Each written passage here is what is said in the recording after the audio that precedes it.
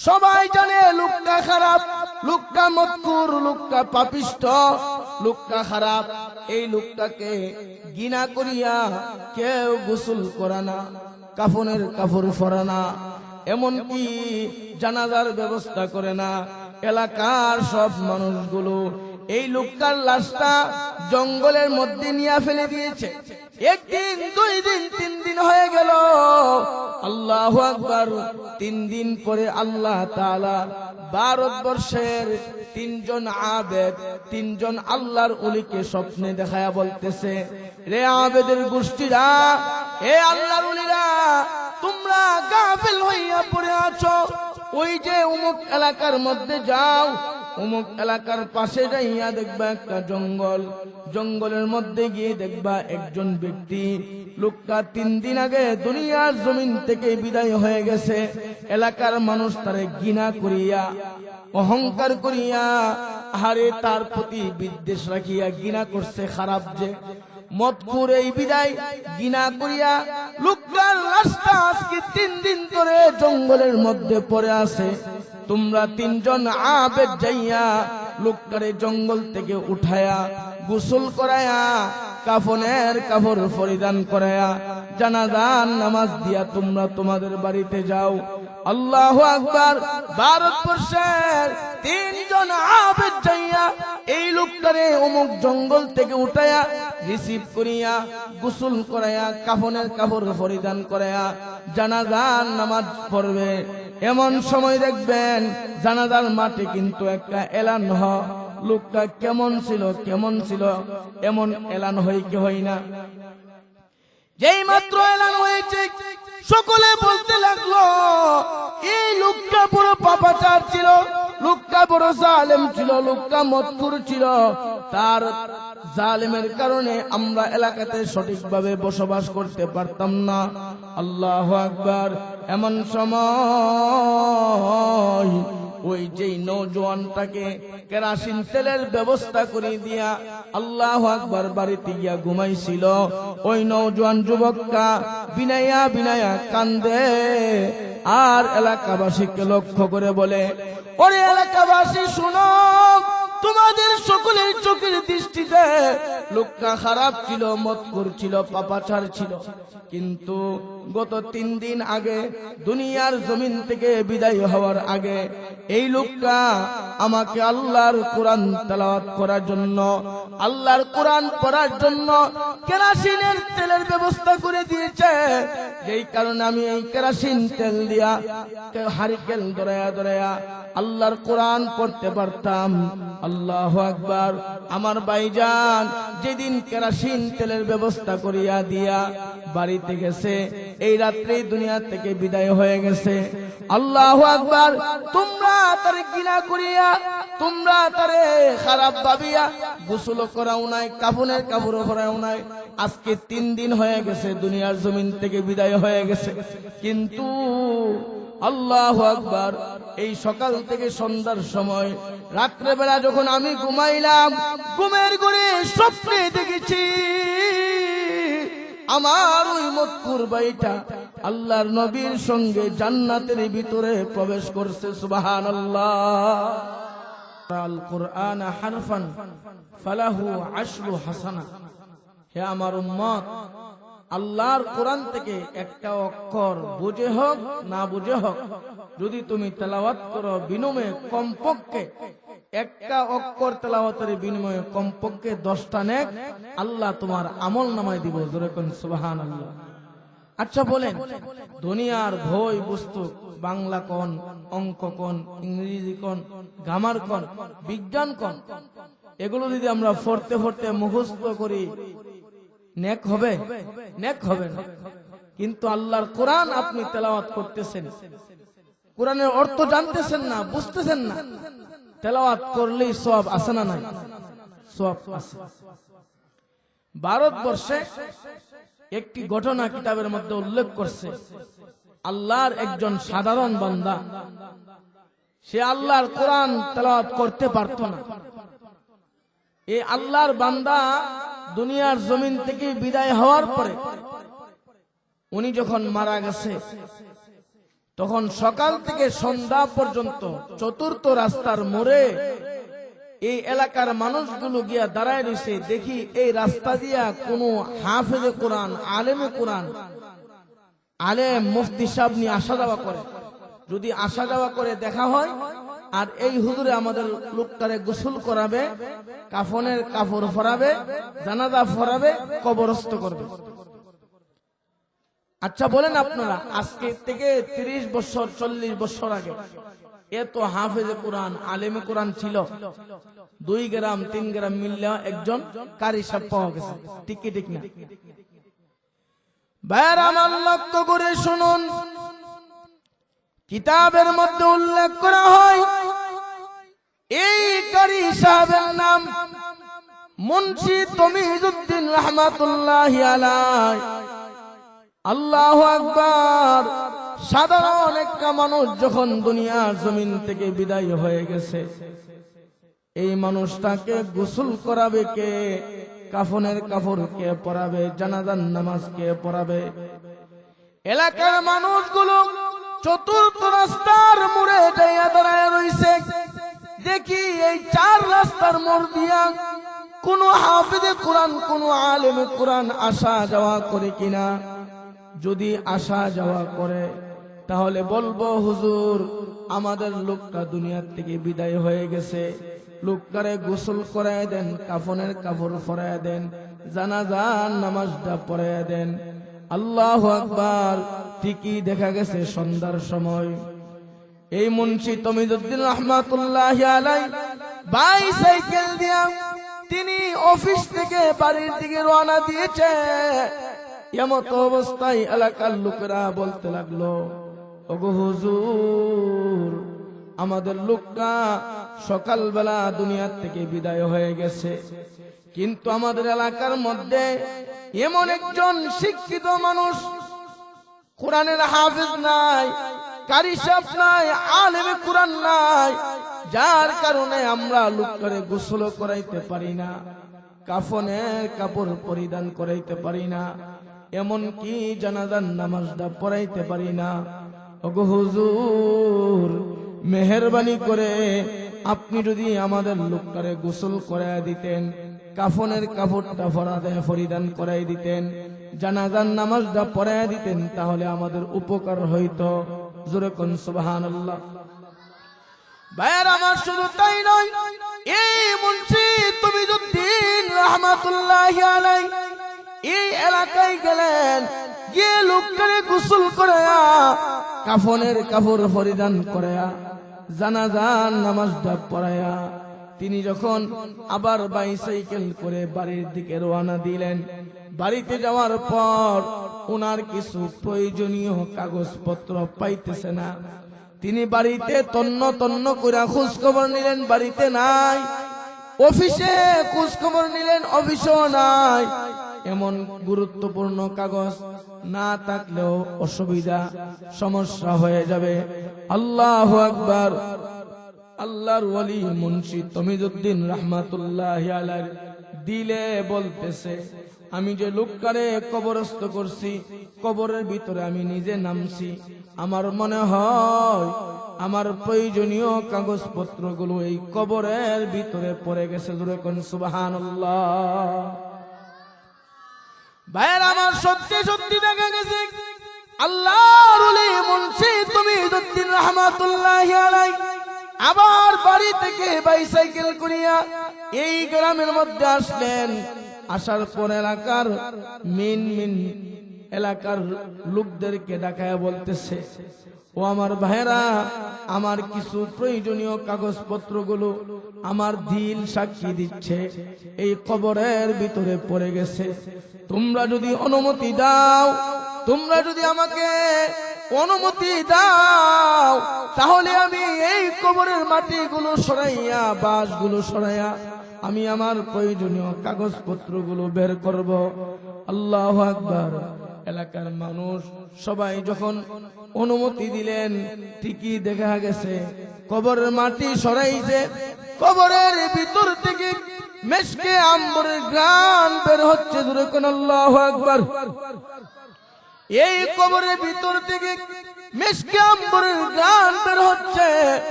আর আল্লাহর ওলি মুন্সি তমিজউদ্দিন রাহমাতুল্লাহি আলাইহি প্রয়োজনীয় কাগজপত্রগুলো কবরের এক পাশে পড়ে আছে। তিনি কবরের ভিতর থেকে প্রয়োজনীয় কাগজপত্রগুলো উঠাইয়া আবার আগের মতো কবরটা আগের মতো কবর দিয়া আল্লাহু আকবার ওনার স্ত্রীর কাছে গেলেন, গিয়ে বলতেছে, এই লোকটা দুনিয়ার জমিনে থাকা অবস্থায় কি আমল করত, যে আমলের কারণে আল্লাহ রাব্বুল আলামিন তার কবরটাকে মেশকে আম্বরে দিয়া ভরপুর করেছে। জোরে কোন সুবহানাল্লাহ। স্বামী কেমন আমলি, কেমন ভালো মানুষ সবাই জানুক আর না জানুক, একজন জানে, তিনি হলেন স্ত্রী। জোরে কোন ঠিক ঠিক না? কিছু মানুষ দেখবেন বাহিরে অনেক ভালো, স্ত্রীর কাছে আয়া গরম দেখাইব, আসে না নাই, রাগ দেখাইব। তো মুন্সি তমিজউদ্দিন রাহমাতুল্লাহি আলাইহি স্ত্রীর কাছে এসে বলতেছে, আপনার স্বামী কি আমল করত, যে আমলের কারণে তার কবরটা মেশকে আম্বরে ভরপুর হয়ে গেছে, কবর থেকে মেশকে আম্বরের ঘ্রাণ বের হচ্ছে। এমন সময় মহিলা চোখের পানি ফালায়া কান্দে আর কয়, হুজুর, আমার স্বামী একজন সাধারণ মানুষ ছিল, কিন্তু আমার স্বামীর দুইটা ভালো গুণ ছিল। জোরে কোন সুবহানাল্লাহ। আমার স্বামীর দুইটা ভালো গুণ ছিল। এক নম্বর গুণ হলো, আমার স্বামীকে দেখতাম সে যত কাজ করুক না কেন, মসজিদের মিনার থেকে মুয়াজ্জিন আযান দিলে সাথে সাথে কাজকর্ম ফালায়া সে তাড়াতাড়ি করিয়া মসজিদে চলে যাইত। সুবহানাল্লাহ। এই গুণটা ভালো কি ভালো না? আমরা কিন্তু অনেকে আসি নামাজ পড়ি মন গড়া, কাজ করতেছি, কোন সময় জামাত চলে গেছে, কোন সময় নামাজের সময় হয়ে গেছে, খবরই থাকে না। ঠিক কি ঠিক না ভাইয়ার আমার? শুধু তাই নয়, আল্লাহর ওলি মুন্সি তমিজউদ্দিন রাহমাতুল্লাহি আলাইহি স্ত্রীর কাছে, আল্লাহু আকবার, ওই লোকটার স্ত্রীর কাছে মুন্সি তমিজউদ্দিন রাহমাতুল্লাহি আলাইহি বলতে লাগলো, ওগো হুজুর, আমার স্বামী সাধারণ মানুষ ছিল, কৃষি কাজ করত, লাঙ্গল জোয়াল দিয়া চাষাবাদ করত, গৃহস্থের কাজ করত, কৃষক ছিল। কিন্তু আমার স্বামীর দুইটা গুণ ছিল। একটা গুণ হলো 5 ওয়াক্ত নামাজ সময় মতো মসজিদে যায়া আদায় করত। সুবহানাল্লাহ। 2 নম্বর, আমার স্বামীর আরেকটা ভালো গুণ ছিল, আমি দেখেছি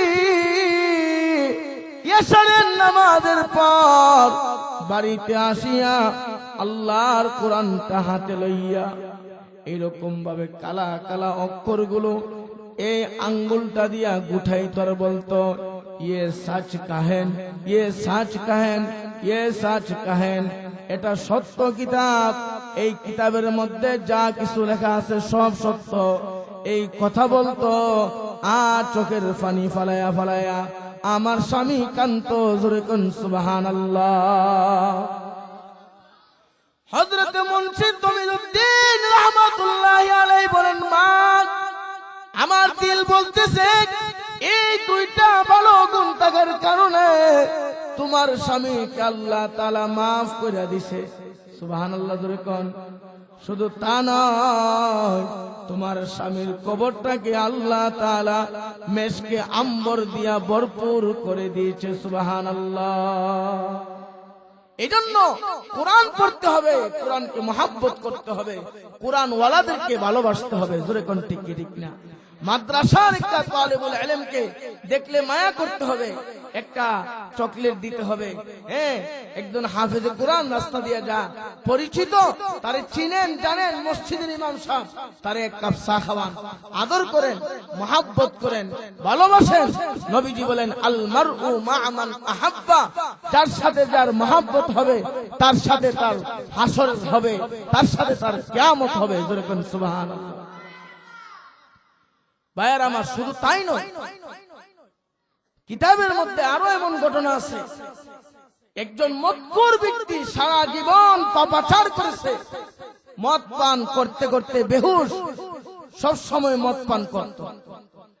আচ্ছা বলেন, আজকে থেকে 30 বছর 40 বছর আগে কি প্রতি গ্রামে গ্রামে বিদ্যুৎ ছিল? গ্রামগঞ্জে বিদ্যুৎ ছিল? ছিল না। আমরা ছোট সময় দেখছি আমাদের মা চাষিরা বলছে যাও বাজারে যাও, গিয়ে কেরাসিন আনো।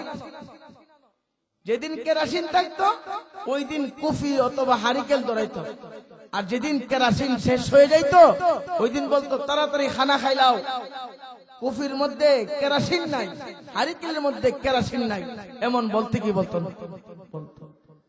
আল্লাহু আকবার। একজন নওজোয়ান যুবক রাত্রের বেলা আল্লাহর কোরআনটা দেখে দেখে পড়তেছে, এমন সময় তার হারিকেলের তৈল শেষ হয়ে গেছে। সুবহানাল্লাহ বলতেন না? যেই মাত্র তার হারিকেলের তৈল শেষ হয়ে গেছে, এবার আল্লাহর বান্দা কাঁদতেছে, আল্লাহর বান্দা কাঁদতেছে। এলাকার মানুষ একত্রিত হয়ে গেছে, কি খবর, কি ব্যাপার, তুমি কাঁদছো কেন? দেখেন না, এই যে হারিকেলের তৈল শেষ হয়ে গেছে, যার কারণে আমি আল্লাহর কোরআন তেলাওয়াত করতে পারতেছি না, এই কারণে আমি কাঁদতেছি। তো এই এলাকার মদখোর পাপিষ্ঠ মানুষ, সেও এই কোরআনওয়ালা মানুষটার কাছে আসছে, আয়সা বলতেছে ভাই তুমি কেন কাঁদতেছো? আমার কান্নার কারণ হলো এই যে দেখতেছেন না কোরআনটা আমি পড়তেছি, কিন্তু এই যে হারিকেলের তৈল শেষ হয়ে গেছে, যার কারণে আমি কোরআন পড়তে পারতেছি না। আল্লাহু আকবার। মদখোর প্রতিজ্ঞা করলো, ওয়াদাবদ্ধ হইল, আমার জীবনে কত টাকা পয়সা আমি মদ পান করে হারাম কাজে হারাম ভাবে আমি ব্যয় করেছি, আজকে থেকে প্রতিজ্ঞা করলাম, ওয়াদাবদ্ধ হইলাম, যতদিন পর্যন্ত দুনিয়াতে থাকবো অতদিন পর্যন্ত এই কোরআন পড়নেওয়ালাকে কোরআন পড়ার জন্য কেরাসিনের ব্যবস্থা মরণ পর্যন্ত করে যাব। সুবহানাল্লাহ বলুন।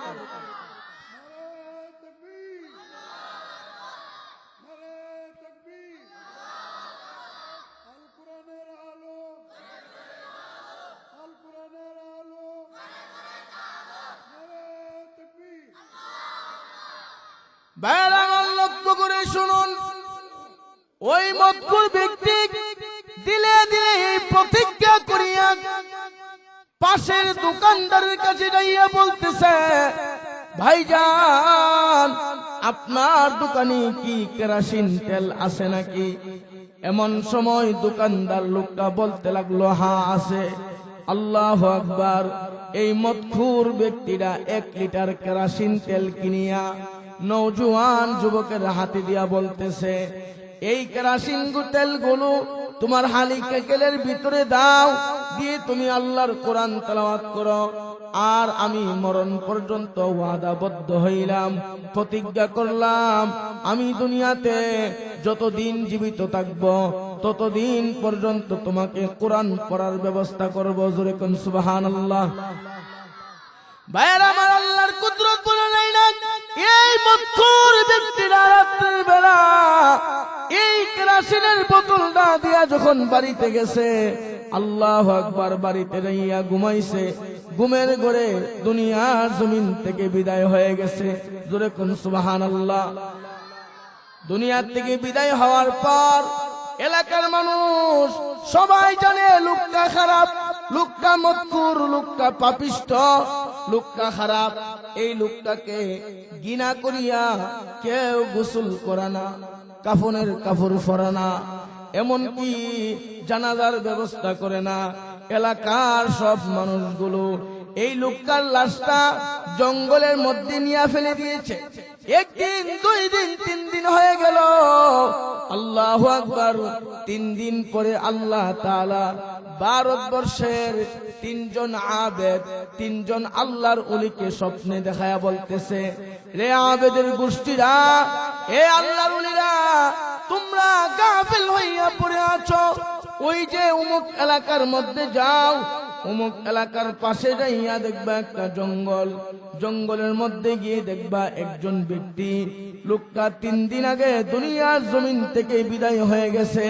এলাকার মানুষ তারে ঘৃণা করিয়া, অহংকার করিয়া, আরে তার প্রতি বিদ্বেষ রাখিয়া ঘৃণা করছে, খারাপ যে মতকুর এই বিদায় গিনা করিয়া লোকটার লাশটা আজকে 3 দিন ধরে জঙ্গলের মধ্যে পড়ে আছে। তোমরা 3 জন আবেদ যাইয়া লোকটারে জঙ্গল থেকে উঠায়া গোসল করায়া কাফনের কাপড় পরিধান করায়া জানাজার নামাজ দিয়া তোমরা তোমাদের বাড়িতে যাও।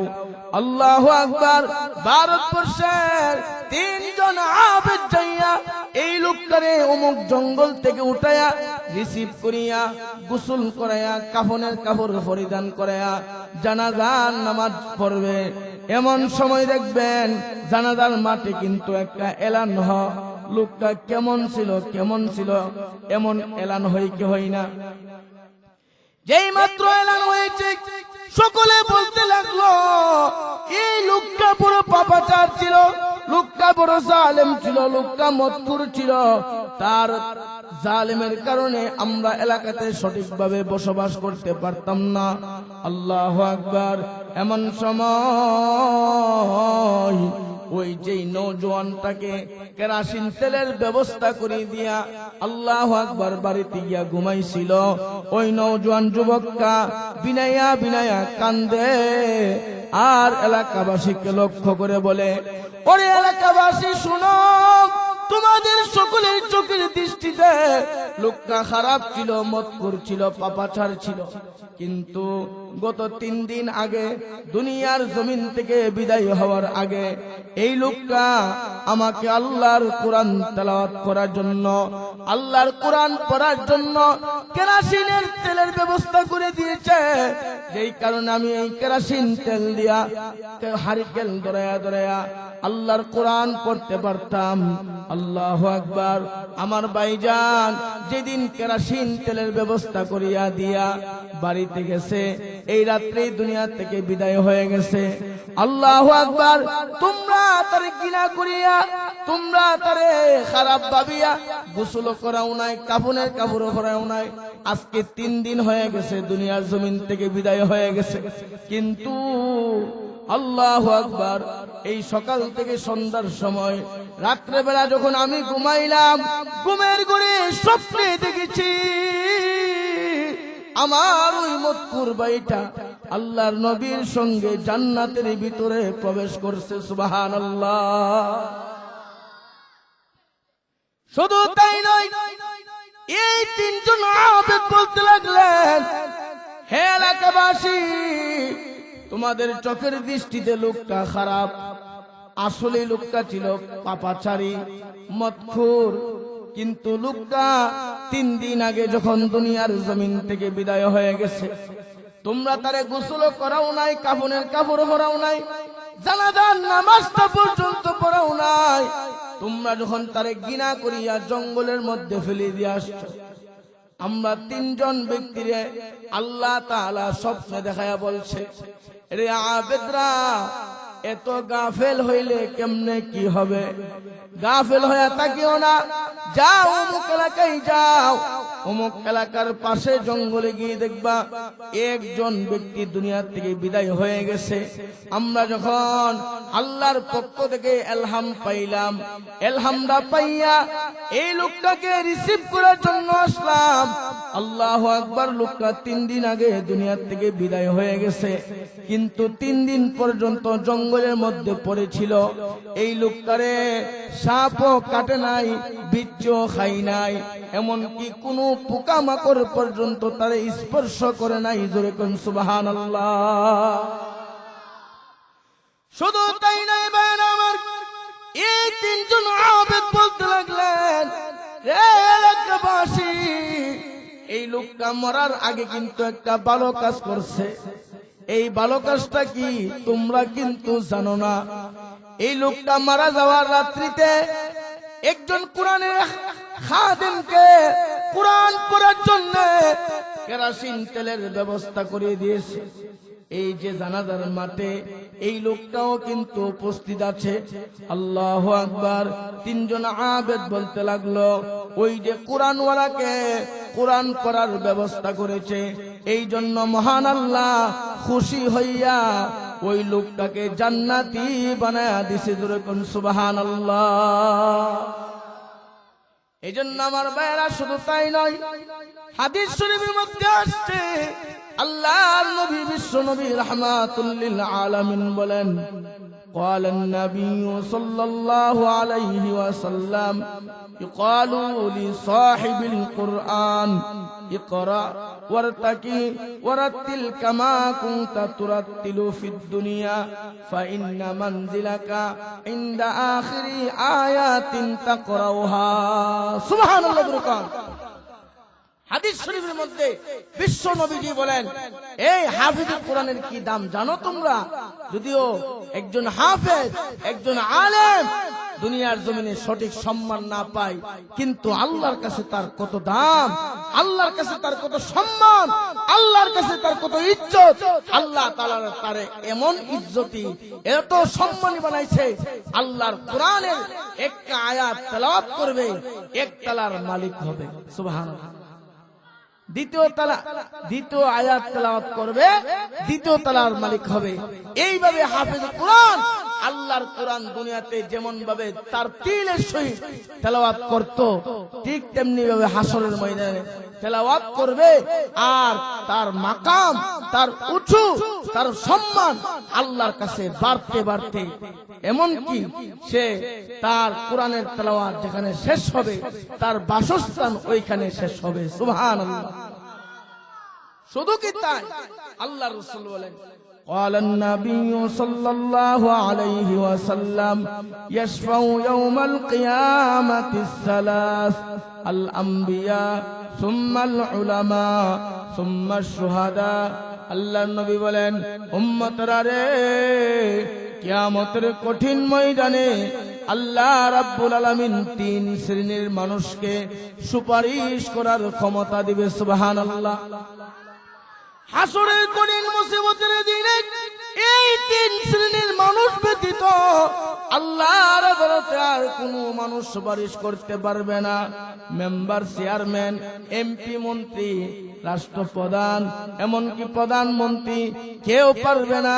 কিন্তু তিন প্রকারের মানুষ আল্লাহর আদালতে সুপারিশ করার ক্ষমতা পাবে। সুবহানাল্লাহ। এর মধ্যে এক নম্বর হলো, নবীজি বলেন, আল আম্বিয়া, সমস্ত নবীগণ যার যার কওমের জন্য, যার যার উম্মতের জন্য আল্লাহর আদালতে সুপারিশ করবে। সুবহানাল্লাহ বলেন। দুই নম্বর হলো সুম্মাল উলামা, আল্লাহর নবী বলেন, ওই আলেম, ওই হাফেজ কোরআন, ওই কারি সাহেব, ওই মুফতি সাহেব, তাদেরকে আল্লাহ তাআলা হাসরের ময়দানে আল্লাহর কাছে সুপারিশ করার ক্ষমতা দিবেন। জোরে কোন সুবহানাল্লাহ। যদিও আমরা হাফেজ কোরআনকে সঠিক মর্যাদা দেই না, সঠিক সম্মান করি না, কিন্তু একজন হাফেজ কোরআনের দাম হাসরের ময়দানে আল্লাহর আদালতে এত বেশি। আল্লাহর নবী বলেন, হাফেজ কোরআন, আলেম কোরআন আল্লাহর কাছে যে সুপারিশটা করবে, আল্লাহ তাআলা ওই সুপারিশটা কবুল মঞ্জুর করবে। জোরে করে সুবহানাল্লাহ। এই জন্য আমার ভাইরা, এই যে লৌহে মাহফুজ আমার ভাই হাফেজ মাওলানা সাইফুল ইসলাম দিয়েছে, এই মাদ্রাসার প্রতি আপনারা নেক নজর দিবেন। একটা সন্তানকে মাদ্রাসায় ভর্তি করবেন, একটা মাদ্রাসার তলেবুল ইলমকে মহব্বত করবেন, জাগির খাওয়াবেন। একটা এতিম ছেলেকে পাঞ্জাবি বানায় দিবেন, রিহাল বানায় দিবেন, কোরআন শিখ দিবেন। যদি দেন, আল্লাহর নবী বলেন, আল মারউ মা'a মান আহাব্বা, এই যে কোরআনের সঙ্গে তোমার সম্পর্কটা হয়ে গেল, এর বিনিময়ে হাসরের ময়দানে তুমি তার সাথে জান্নাতে থাকবা, তুমি তার সাথে জান্নাতে থাকবা। এই জন্য আমরা তো আজকে কোরআনওয়ালাদেরকে মহব্বত করি না। আমাদের দেখা গেছে সমাজে গাঞ্জাখোরের বন্ধুর অভাব নাই, সুদখোরের বন্ধুর অভাব নাই, ঘুষখোরের বন্ধুর অভাব নাই, কিন্তু ভালো মানুষের সাথে চলতে চানা আসে না। ভালো মানুষের সঙ্গে চলবেন, নামাজি মানুষকে বন্ধু বানাবেন, মাদ্রাসার তলেবুল ইলমকে বন্ধু বানাবেন, একজন হাফেজ কোরআনকে বন্ধু বানাবেন, একজন আলেমকে বন্ধু বানাবেন। তাহলে আপনি হাসরের ময়দানে নাজাতের ফায়সালা হবে কি হবে না? আল্লাহ রাসূল বলেন, এই যে আলেমকে বন্ধু বানাইলা, হাফেজকে বন্ধু বানাইলা, আল মারউ মা মান আহাব্বা, এই যে তার সাথে তোমার একটা সম্পর্ক হয়ে গেল, তার সাথে বন্ধুত্ব হয়ে গেল, তার সাথে থাকতে থাকতে তোমার মধ্যে পরিবর্তন এসে গেল, এর বিনিময়ে আল্লাহ তাআলা তোমাকে হাসরের ময়দানে ওই আলেমের সাথে, হাফেজে কোরআনের সাথে জান্নাতে দিবে। সুবহানাল্লাহ। আল্লাহ তাআলা আমাদের সবাইকে এই মাদ্রাসার প্রতি নেক নজর দিয়া আমরা মাদ্রাসার তালিবুল ইলমদেরকে মহব্বত করব, মাদ্রাসার উস্তাদের সাথে